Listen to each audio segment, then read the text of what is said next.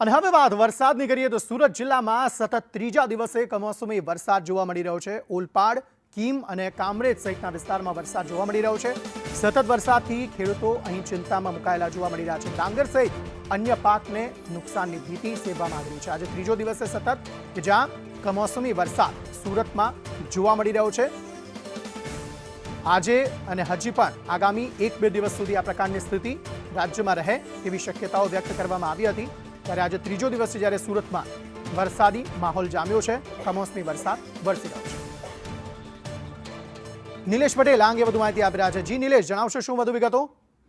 જી અંકિત, સુરત જિલ્લામાં સતત ત્રીજા દિવસે કમોસમી વરસાદ થઈ રહ્યો છે। ખાસ કરીને જે ઓલપાડ છે, કામરેજ છે, આ વિસ્તારોમાં સવારથી જ વાદળછાયું વાતાવરણ અને ધીમી ધારે હાલ વરસાદ વરસી રહ્યો છે।